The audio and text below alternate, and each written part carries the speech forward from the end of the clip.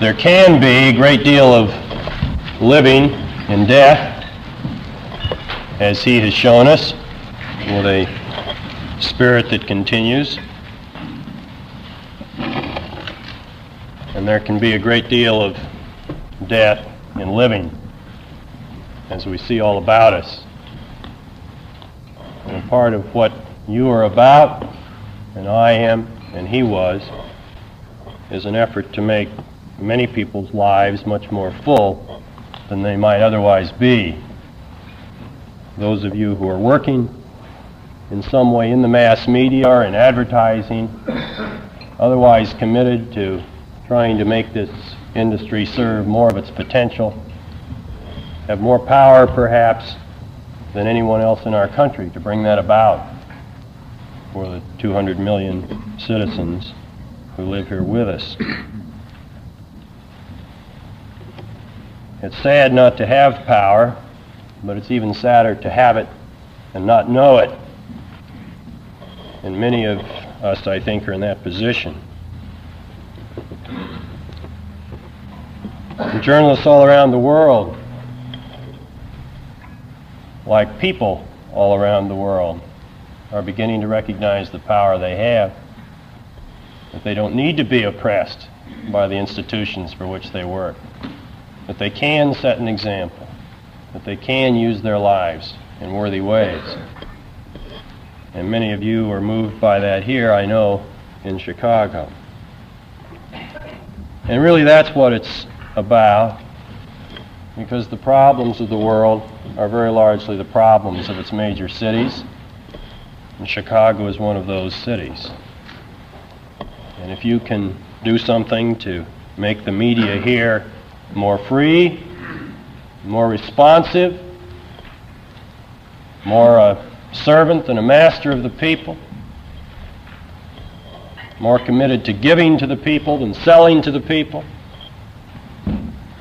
products that they don't need, products that are overpriced, products that are going to break down, products that are going to be degrading of their own spirit, products that are going to contribute to their death and disease, then you will have made a great contribution indeed. Mostly today, I want to talk with you to hear your questions and your comments and respond to them as I can, because I'm quite sincere when I say I've come here to learn from you. You are the ones who are involved in the action. I'm just the one who talks about it. And in order to have something to talk about in the next city I go to, I need to know what it is you're doing here. I know some about it, but I'm sure I don't know as much as I would benefit from knowing. But since you haven't invited me here just to ask questions, and you expect me to say something, I've tried to bring you some news from Washington, as the old balladeers might have put it. And it is fitting that in this case I bring you news of a balladeer, the most recent decision of the Fcc, the most recent move in the wave of repression that we're seeing generally throughout our country today, especially with regard to free speech. The Fcc has now entered the arena with gloves off, is going after obscenity.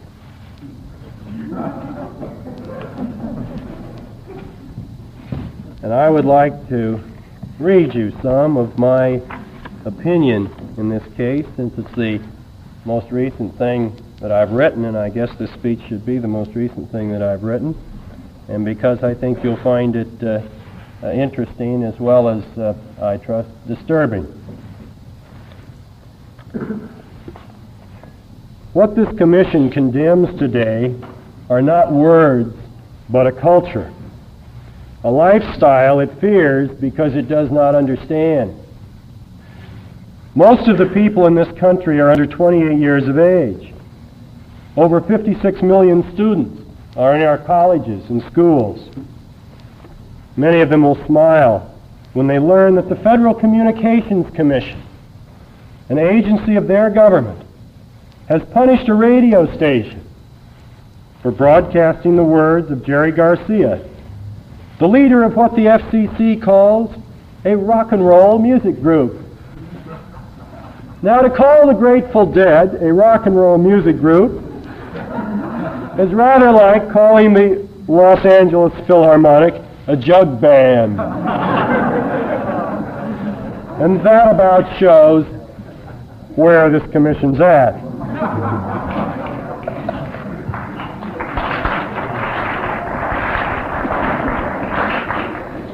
Today, the commission simply ignores decades of First Amendment law, carefully fashioned by the Supreme Court to recognize concepts of vagueness and overbreadth, and punishes a broadcaster for speech it describes as indecent, without so much as attempting a definition of that uncertain term. What the commission tells the broadcaster he cannot say is anyone's guess, and therein lies its constitutional deficiency. Today, the Commission has turned its back on Supreme Court precedent, which invalidated statutes with similarly vague descriptions of allegedly indecent speech. Today, the Commission decides that certain forms of speech and expression are, quote, patently offensive by contemporary community standards, unquote. Although neither the station nor the FCC received a single complaint about the broadcasting question, the FCC conducted not a single survey among the relevant population groups in Philadelphia, nor compiled a single word of testimony on contemporary community standards, nor attempted to define the relevant community in question. Now, I'm aware that there are members of the public who are offended by some of what they see and hear on radio and television. I, too, am offended by much of what I see or hear, although more often for what it fails to do than for what it does. I am sympathetic to the outrage of any minority group, blacks or Puritans, that feels its values are not honored by the society of which it is a part. What the Commission has decided, after all, is that the swear words of the lily-white middle class may be broadcast, but not those of the young and the poor and the black. Now, there are scenes and subjects and words used on television which I would not use as a guest on a show, and the words that were used here fall in that category, and I don't think it necessary to my presentation, as the majority did to its presentation, to repeat them. Indeed, one might wonder just on what grounds the Postmaster General Blount is going to see fit to send the opinion through the mail.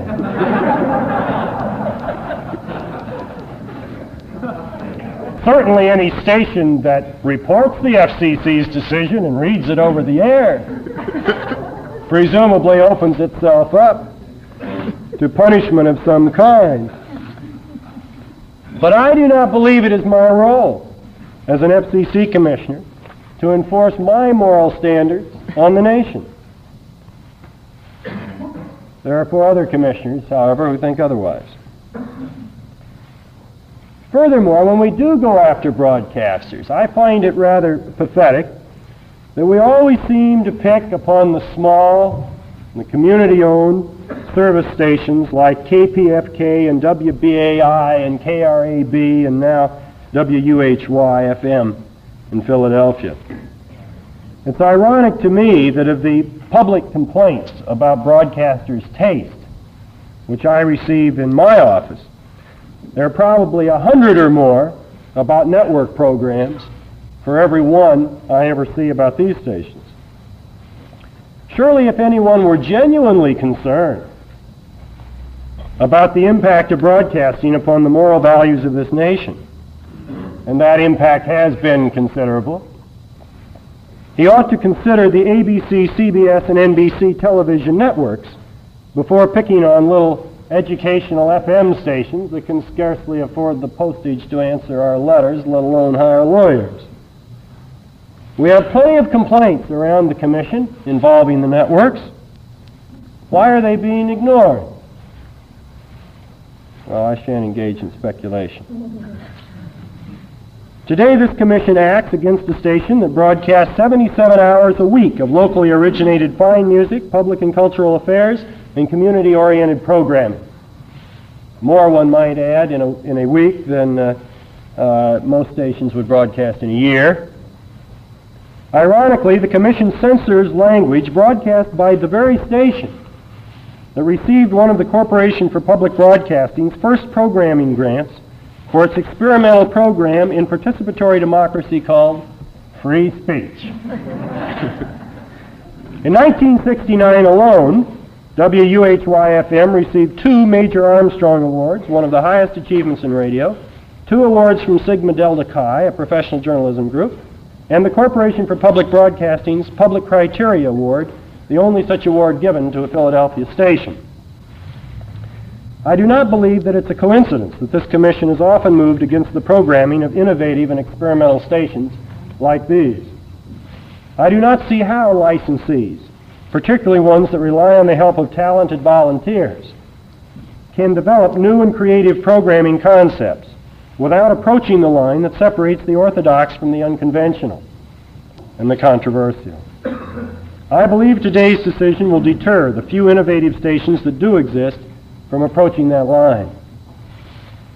Today, the Commission rules that the speech in question has no redeeming social value, although Professor Ashley Montague, a leading authority on the subject, believes that such speech serves clearly definable social as well as personal purposes.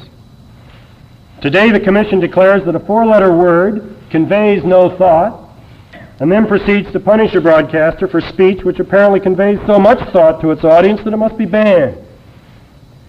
Today, the Commission punishes a licensee for speech in order to encourage the courts to do our work for us, forgetting that the First Amendment binds the Federal Communications Commission as well as the courts. I do not believe any governmental body can stifle free speech merely to produce a test case. We cannot constitutionally abdicate our responsibilities to the courts, yet today this is what we have done. I believe it is our responsibility to adopt precise and clear guidelines for the broadcasting industry to follow in this murky area, if we are going to wade into it at all, the wisdom of which I seriously question. I believe no governmental agency can punish for the content of speech by invoking statutory prohibitions, which are so broad, so sweeping, so vague, and potentially all-encompassing that no man can foretell when, why, or with what force the Commission will next strike.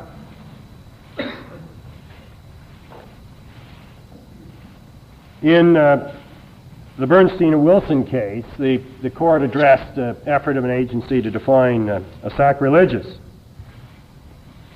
and concluded that while the agency had attempted there, that it had failed to do so with sufficient precision. Now, if this term, sacrilegious, is subject to the dangers of sweeping all-inclusive interpretations, what then of the term indecent? The FCC has not even attempted a broad and all-inclusive definition of indecent, as the New York courts did for sacrilegious. The FCC today has cast itself adrift upon the boundless sea, to borrow from the Supreme Court's language, in a search for indecency without compass or pole star for guidance. We have only the obscure charts of the orthodox, presumably represented by a majority of commissioners, to guide us on our way. Groups in this country that are interested in civil liberties and speech freedom should understand that the Commission today enters a new and untested area of federal censorship. Censorship over the words, thoughts, and ideas that can be conveyed over the most powerful means of communication known to man, the broadcasting medium. To my knowledge, there are no judicial precedents, there are no law review articles, no FCC decisions, no scholarly thinking that even attempts to define the limits of permissible speech over the broadcast medium. So should this case be appealed, those questions will be before the court. And I think that it will be regrettable if the Federal Communications Bar Association, that segment of the broadcasting subgovernment in Washington that does the legal work, once again proves itself, like big broadcasting, to be far more interested in profitable speech than in free speech, and sits this one out. we will wait to see. An anonymous poet has written, "Oh, perish the use of the four-letter words whose meanings are never obscure. The Angles and Saxons, those bawdy old birds, were vulgar, obscene, and impure. But cherish the use of the weaseling phrase that never says quite what you mean. You had better be known for your hypocrite ways than vulgar, impure, and obscene. Let your morals be loose as an alderman's vest if your language is always obscure. Today, not the act, but the word is the test of vulgar, obscene, and impure." Well, whatever else may be said about the words that we censor today, their meanings are not obscure. I cannot say as much for the majority's standards for indecency. In 1601, William Shakespeare wrote, "Nay, let me alone for swearing." Most of the fresh and vital cultures in our country, not the least of which are the young, have learned this lesson. This commission has not. I also regret the double standard that causes many very significant matters to languish around in FCC files for years while we rush other more questionable matters to decisions within days. It's extraordinary, I think, that the majority would choose to act on an issue of this consequence without even taking the time to read, let alone carefully consider, the full dissenting and concurring opinions of all the commissioners in this case. I may nevertheless take the time to prepare such a fuller opinion in the future, for the record. Meanwhile, I feel it useful to put forward at least these views today as the majority announces its decision. I dissent. Well, that's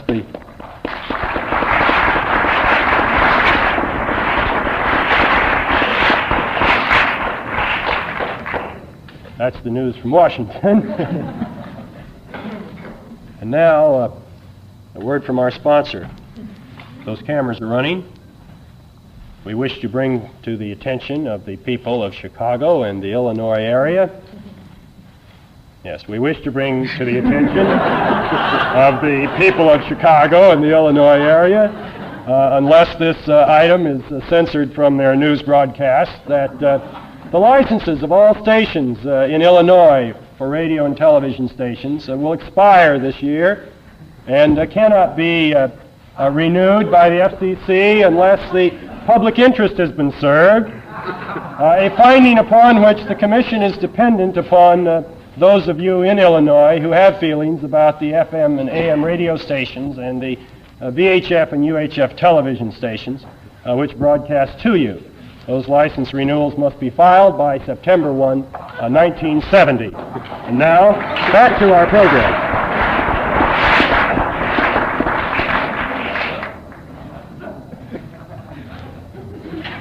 A fellow named Leif Carlson in Sweden said, "You can't just say they've done what you opposed, so you lost. You must imagine what more they might have done if you had been silent."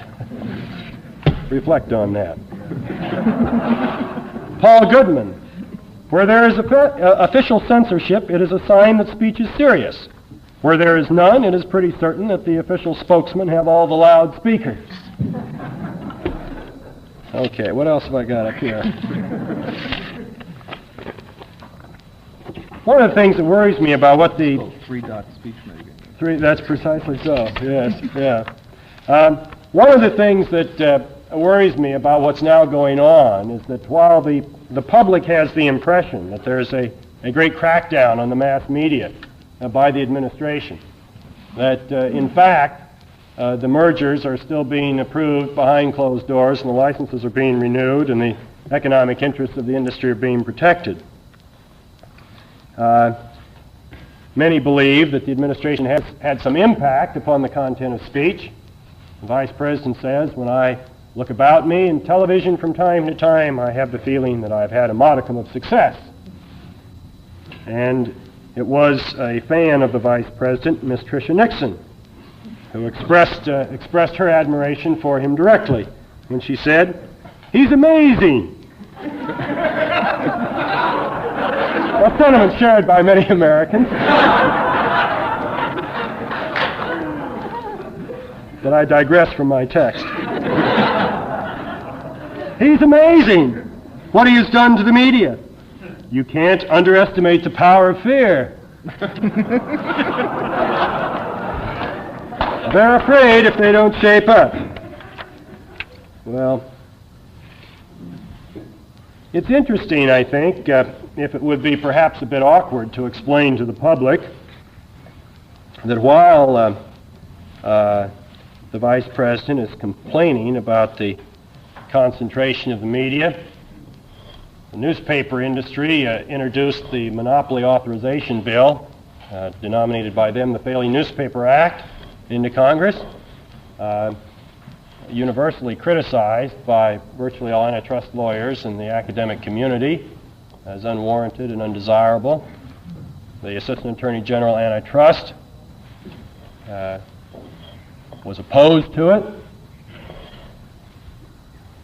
It's almost unprecedented for anyone other than the Assistant Attorney General Antitrust to testify for the administration on an antitrust measure. And yet in this instance, he was overruled by the White House. The Department of Commerce was sent up to the Hill to testify in favor of the monopoly, the newspaper monopoly authorization bill. When Senator McIntyre proposed the divestiture of ownership of some of the worst cases of media concentration in the United States and some legislation, the administration's Director of Communications, a title, incidentally, which to my knowledge did not formally exist outside of communist countries, the President's Director of Communications stated publicly that he was opposed to that legislation. And when the trade press, represented here by distinguished reporters, leaked the word, as they regularly do, that the FCC was prepared to testify against the Pastore bill, the virtual automatic license renewal bill, the President appointed to the Commission 2 commissioners, one of whom was already publicly on record in support of the Pastore bill, and the Commission changed its stance. I think the Director of Communications has spelled out rather clearly for the Radio and Television News Directors Association what's going on. It was reported in the RTNDA Bulletin by Bill Roberts. Klein maintained that the real way to determine the Nixon administration's attitude toward broadcasters is from the appointments to the Federal Communications Commission, not through its speeches. And he posed the question, I'm reading from Mr. Roberts' report, and he posed the question, aren't the 2 Nixon administration appointees good men from the industry's point of view? Well, what I think has happened is that the administration has made it very clear that if the broadcasting industry will offer up more time and less comment, that it and the other media that go along will find themselves adequately protected on matters involving ownership, limits on advertising time, public participation in the license renewal process, antitrust suits, and matters of that kind. On the whole, I think the arrangement seems to be working pretty well, but it would be very difficult to explain.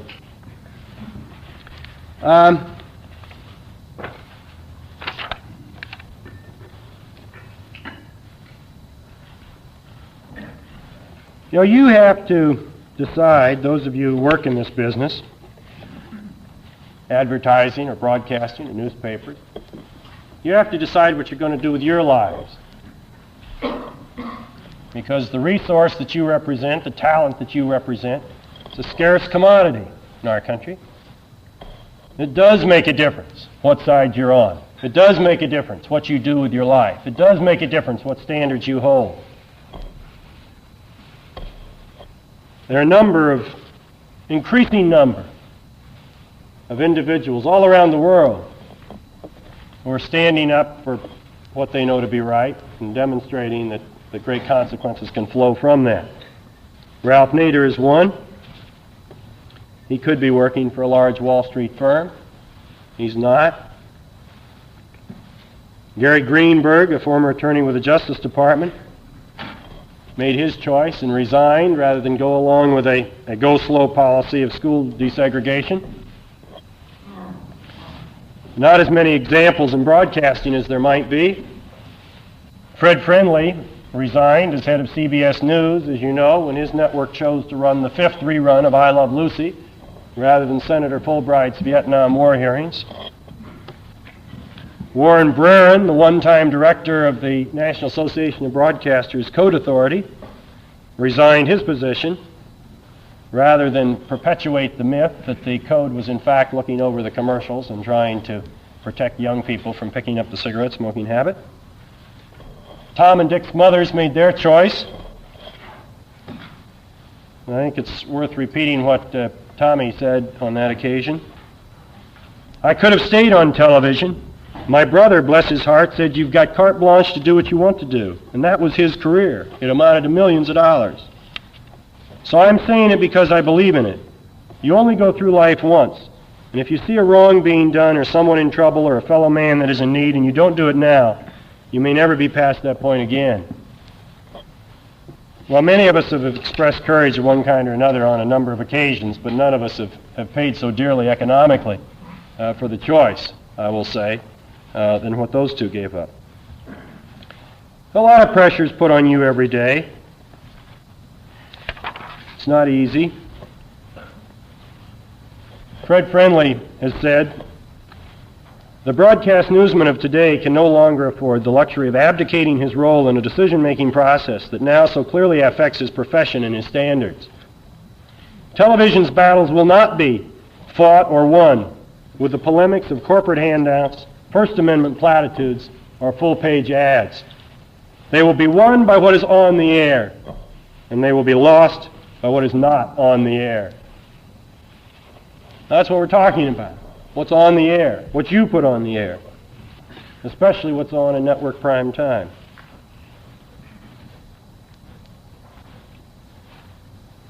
It may help you some to know that the things that you're concerned about here in Chicago are of concern to people in advertising and journalism in Tokyo, in Rome, in Paris, in London, major cities around the world. Meetings like this are being held right now. It may not be so heartening to know that we are substantially behind some of your colleagues. The journalists who work on Le Monde in Paris exercise a controlling vote in the affairs of that paper. Journalists on German newspapers have succeeded in getting management to sign editorial statutes, so-called, assuring them they will not be pressured to write articles counter to their consciences. In Britain, there's something called the Free Communications Group, which is, I quote, trying to bring newspapers, television, and radio under the control of the people who produce them. In Italy, a group of 450 Italian journalists have set up a movement of democratic journalists for the freedom of the press, who are using collective bargaining to protect journalists' independence. I don't see any reason why similar action couldn't be and probably will be taken here. Fred Friendly once again. Here we stand with the image orthicon tube, the wired city, and the satellite, the greatest tools of communication that civilization has ever known, while the second highest office holder in the land implies that we use them less. Here we are in 1970, Mr. Vice President, with one leg on the moon and the other on the earth, knee-deep in garbage. That's going to require some news analysis. That's not going to be easy. Justice Douglas, in Points of Rebellion, says, while the establishment welcomes inventive genius at the scientific level, provided it can get the patent and lock it up against competitive use, it does not welcome dissent on the great racial, ideological, and social issues that face our people. Okay, you have to pay a price for freedom. You may remember the scene from Easy Rider. And Billy and George were talking. Billy says, "What the hell's wrong with freedom, man? That's what it's all about." And George answers, "Yeah, that's right. That's what it's all about, all right. But talking it and being it, that's two different things. I mean, it's real hard to be free when you're bought and sold in the marketplace. Of course, don't ever tell anybody that they're not free, because then they're going to get real busy killing and maiming to prove to you that they are. Oh yeah, they're going to talk to you and talk to you and talk to you about individual freedom. But they see a free individual, it's going to scare them. Well, it does scare them. Free individuals are frightening to the occupants of an institutional world operated by interchangeable people with interchangeable parts, wigs and brains, Inc. But freedom is what it's all about. It's not really enough that we stop needlessly murdering each other in the cause of ever-escalating corporate profits. Societies and governments are instituted among men to enhance the human condition, to preserve the right to the pursuit of happiness, to make possible the kind of life that Goethe described, in which a bit of the beautiful comes every day. The people want their sky back. It's a modest enough request. Air, water, food, good medical care, safe products, technological environment, protection from the crimes of the rich as well as the crimes of the poor.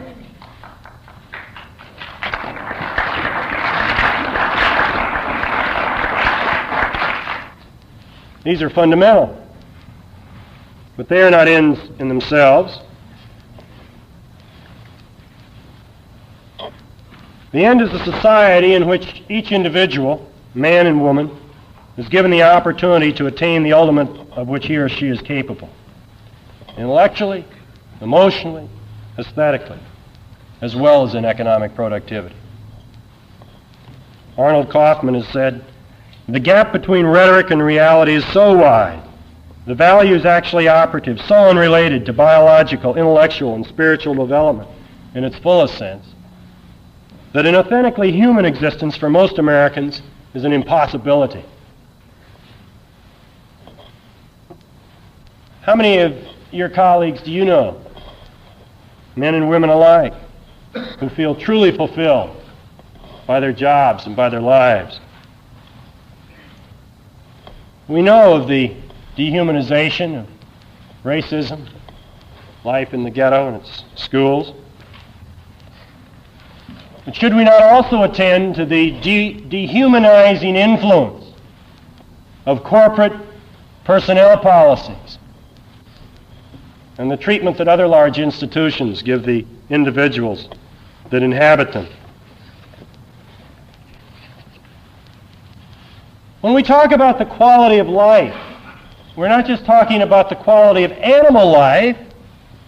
Of course, that's essential. We're talking about the quality of human life. And that's the major issue before us right now. The architect Solari has looked at our society and says he finds everywhere teeming human ants. But those ants are beginning to respond.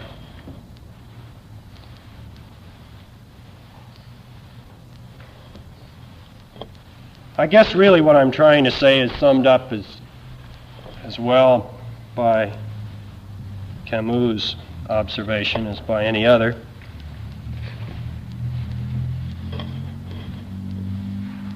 All I maintain is that on this earth there are pestilences and there are victims. And it's up to us, so far as possible, not to join forces with the pestilence. That's basically what I'm trying to say. Dr. Martin Luther King reported that all over the world, like a fever, freedom is spreading in the widest liberation movement in history. You can hear the great masses of people rumbling in every village street, on the docks, in the houses, among the students, in the churches, and at political meetings. You are a part of that movement. That gives you great responsibility, gives you great opportunity. It means you're going to have to be prepared to pay a price from time to time. But at least I know that Dr. King would be pleased to know that today, 2 years later, his truth goes marching on. Thank you.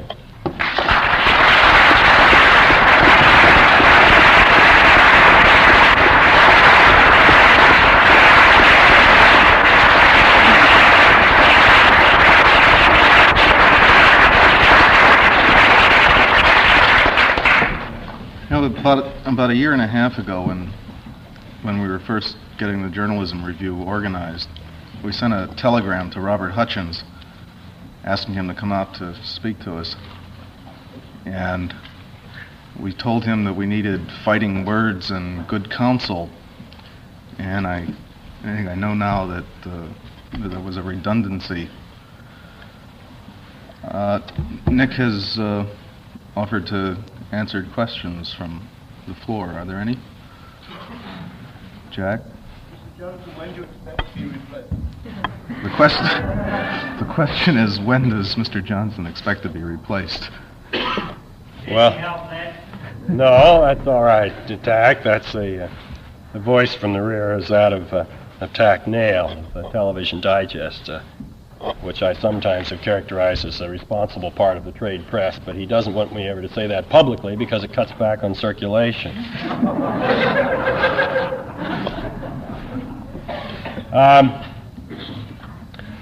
There were 5 state associations of broadcasters that band together a few months back in a groundswell of public response urging my impeachment.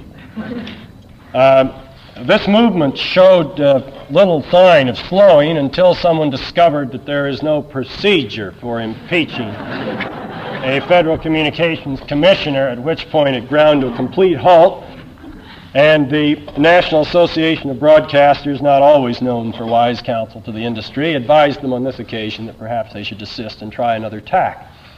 Not Nail, but Broadcasting Magazine.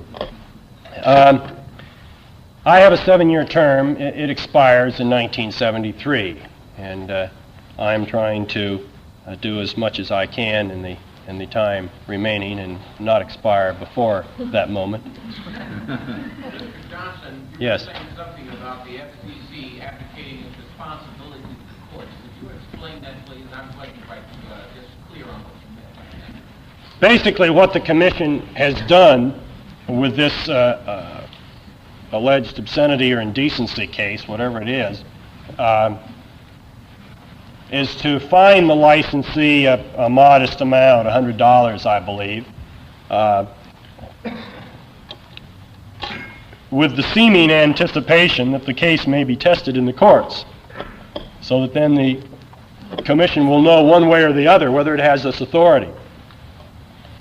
The point I was making was that it seems to me somewhat inappropriate for us to use the courts in this way, that it is our obligation, after all, as a federal body, as well as the obligation of the court, to enforce the First Amendment.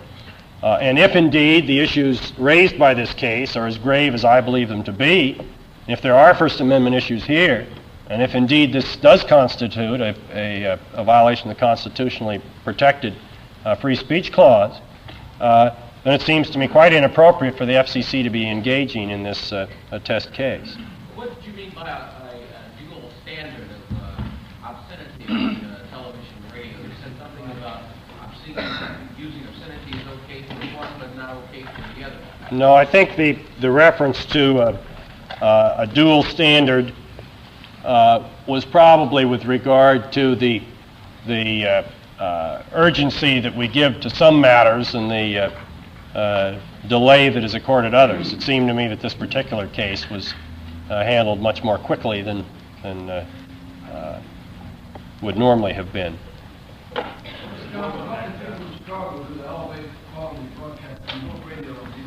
Rights do we have?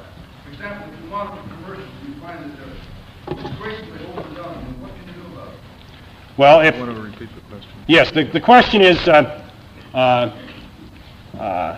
how can you talk back to your television set?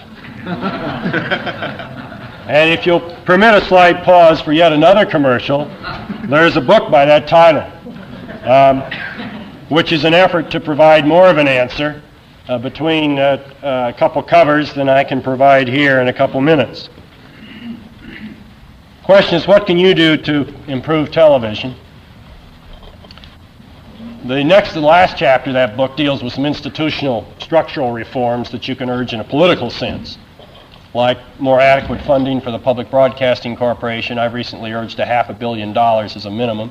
It's an effort to respond to the kind of job that's being done in Japan and England now. The 1/3 time rule that I've urged, where each network would be required to make 1/3 of its prime time available for something other than the lowest common denominator commercially laden fare they now provide us, and so forth. These things you can urge in a political way. The last chapter is devoted to what you can do as an individual, which is what I think you're asking. There are basically three areas of activity.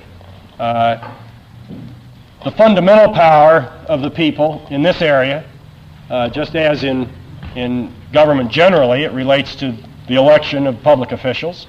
So in the area of broadcasting, the fundamental power of the people relates to the election of the broadcasters.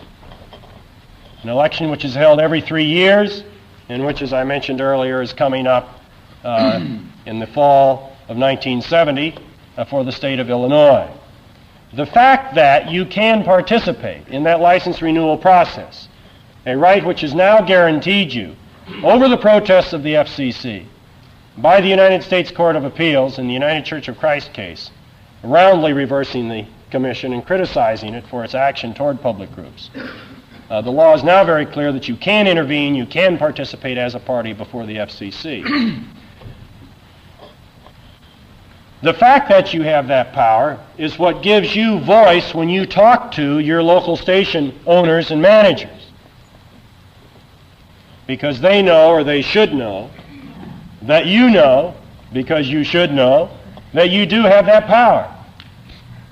And therefore, they do not lightly, or should not lightly, cast aside your requests and your demands. Also growing out of this power is the opportunity for negotiation between local citizens groups and the stations. This has begun only in the last few months, first with a case in Texarkana, where the license of a station was put into renewal hearing, negotiation began, and the station agreed to virtually all the demands of the citizens group involved. Comparable procedure was followed in Rochester, New York, with regard to an individual station there. Most recently, in Atlanta, Georgia, a number of black organizations suggested that they might subject to license renewal proceedings all of the radio and television stations in Atlanta, Georgia. And negotiation began on a grand scale and was augmented by a ruling of the FCC giving those groups an additional 30 days within which to negotiate, because they were right up against the deadline by which they had to file. Agreements have now been worked out with 13 of the stations in Atlanta, involving such matters as employment practices, amount of time on the air for local events, and so forth. The second area is the Fairness Doctrine complaints. The Fairness Doctrine provides quite simply that the station has to be fair when it deals with controversial issues of public importance, that it has to provide expression of all points of view with regard to those issues. John Banzaf, as you may know, extended the application of the Fairness Doctrine to the cigarette commercials. And it was through the efforts of this single individual filing a single fairness complaint that he obtained $100 million worth of free television time. And he single-handedly, I believe, is responsible for the first decline in cigarette consumption in the history of our country as a result of those anti-smoking spots. The third area is proposed rulemaking. Any American citizen is guaranteed also by the First Amendment the right to petition his government. One of the things you can petition the FCC for is rulemaking. This is our form of legislation, our form of enacting laws. A group of women in Boston organized a group called Action for Children's Television. And they urged that the FCC put out a rule that would forbid advertising on children's programs on the grounds that children should not be treated as little consumers in their own right and as little nuisances for their mothers to make them buy products. The FCC responded by putting this rulemaking out for consideration. You can propose a rulemaking in virtually any area. Now, what you may be interested in depends on your interests. I don't know what those are. You may be concerned about commercials. Somebody else is concerned about the amount of local news. Somebody else is concerned about the treatment of the black community. It depends on what your personal problem is. There's a group of businessmen who are now have asked WTOP in Washington, D.C. for time to put on commercials opposing the war in Vietnam. They've been turned down by the station, and that matter is now in litigation somewhere, I believe. That's a longer answer than I intended to give you, but it's not really long enough, and that is what the book's about. But that's an introduction, at least, to some of the basic principles that are involved here. Mr. Armstrong, it's very important as this court to the decision which you spent a good deal of time on, but I think should not be overlooked. That commission order which you just entered last week is not necessarily final, and there are occasions in which an administrative agency or a court, by knowing about the situation, might change its mind in view of the flags that have been set up in your dissenting opinion. It might be possible for public groups interested in the question to file a petition of religious periodic character and ask the FCC to reconsider this ruling. There is an opportunity to by the parties who were in this, and I don't know if there's a formal hearing or not, to file a petition for rehearing, is there not, within the next 30 days, and that might be supported by public groups throughout the country, emphasizing, as you have in your dissenting opinion, and even before, well, I agree, Court of Appeals, and this Columbia place would probably not be ordered out. Nevertheless, the Commission ought to be present by considerable public response throughout the country that they are invading the First Amendment, and they ought to be open and hear from the interested public groups throughout the country who are very, very, very concerned, as you are, with the question. Thank you. I don't think you're really asking me a question, but well, that's I'm asking you whether or not that is. It is possible for any party who's the subject of an adverse FCC ruling to ask for reconsideration. It is possible for any group of citizens who wish to become involved in any matter before the FCC to request the opportunity to present their views to the Commission in a case even though they are not directly involved in parties. So you're right on both counts. Whether that's a wise course to follow is something that's not really appropriate for me to comment upon, but I think you've put the case rather nicely. Mr. Johnson? Yes. Mr. Johnson, you spoke of the newspaper bill that, in which you testified, I believe it was 2 years ago, and the Commission appeared in camera. We met on that occasion. And that newspaper bill reached a vote here in January 30th. I bring this point up to raise another point. You spoke and talked of the First Amendment guarantee in connection with what may be broadcast in this particular instance of this ruling that was handed down.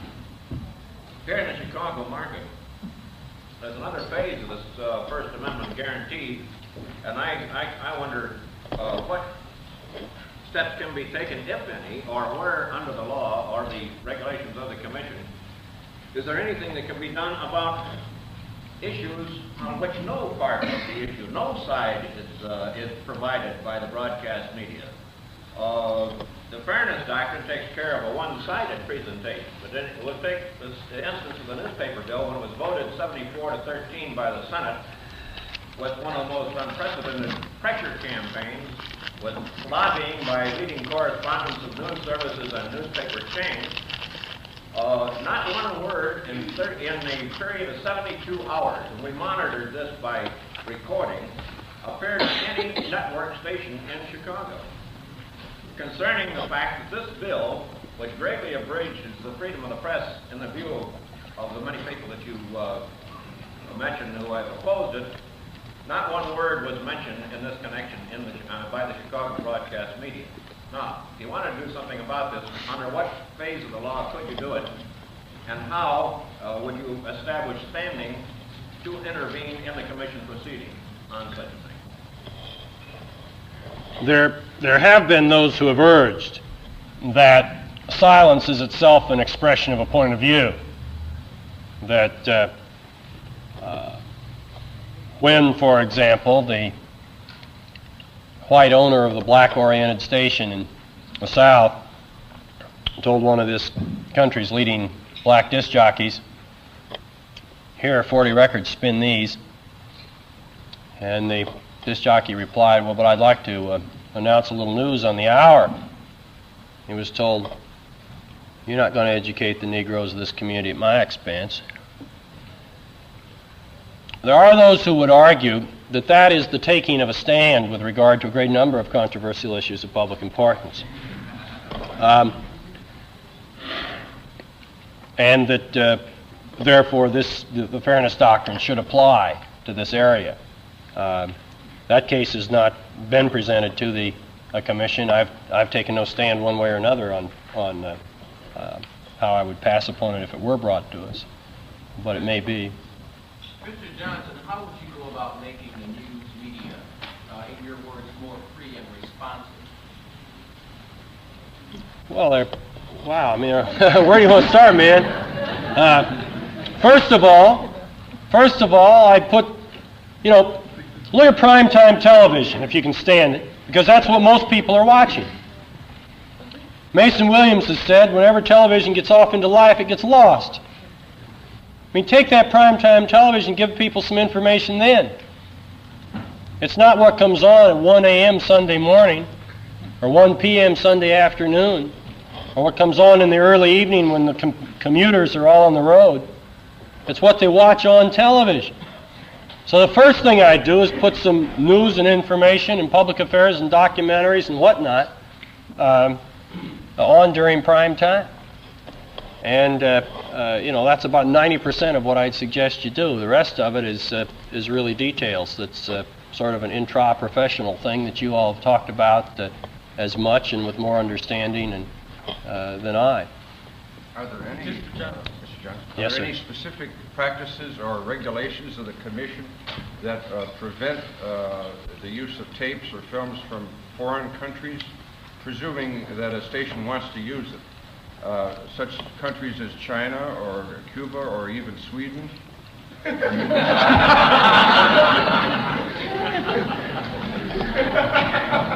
Well, I gather there's some from the Scandinavian countries that might give the current commission a little difficulty. And there's always the problem of identifying the source. There's a regulation on that. I mean, if a sponsor is paid for material, in effect, to make it available, you have an obligation to make that known. But aside from that, no. The United States is the largest single purchaser of product from the BBC, for example. Johnson, is there a FCC regulation against wearing a garment resembling an American flag on television? Well, obviously not, because Roy Rogers appeared, as you know, in an American flag, and the FCC took no action on it. And so I simply concluded from that there must be no FCC regulation on it, although I haven't looked it up in detail. But I can't imagine the station, doing that if it were illegal. Yes. Mr. Johnson, you advocate or suggest that producers put on news documentaries between 6:30 and 10 p.m. 7:30 and 11 this time, p.m. 6:30, right. Right. How do you respond to a producer who says, well, look, we do a documentary at 8 o'clock, we see the ratings go down to almost nil, they all turn over to an entertainment show? Are you such a producer? No, sir. I mean, I've yet to see a documentary producer who would ever tell me You know, the reason I don't request time on prime time is because I won't get big enough ratings. I mean, I don't know of any producers who complain about that.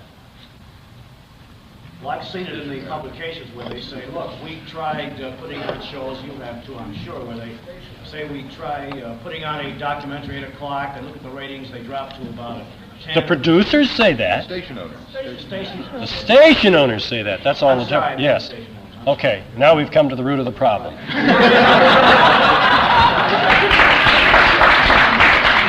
Okay, you've not missed then the point of my remarks today. That's the problem. The question is, what are you going to do about it?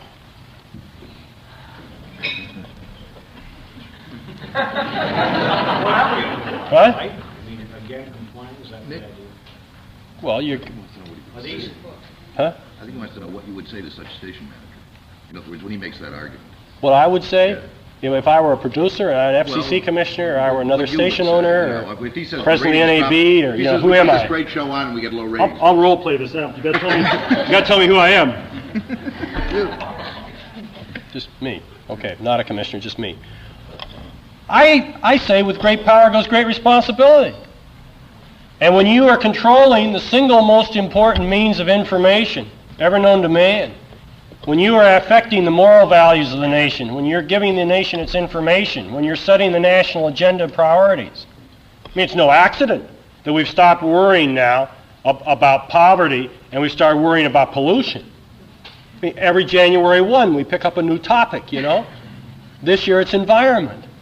Now, where did that come from, man? I mean, that wasn't a handbill that appeared at my door that told me that. See? All right. So you set the national agenda. You give people their opinions. You set the lifestyle. I mean, look at the whole drug scene. I mean, here we've got television beating people over the head daily about the desirability of solving their problems through chemicals.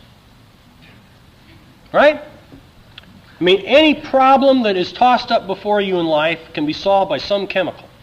You can take nicotine in through the smoke of cigarettes. You can take alcohol. You can take caffeine in coffee. You can take aspirin. You can take tranquilizers. You can take sleeping tablets. You can take pep pills. You can take the pill. We got a pill for every problem, man. And you just take it and everything becomes beautiful. That's all the kids are saying. See? I mean, they got a different chemical and everything becomes beautiful.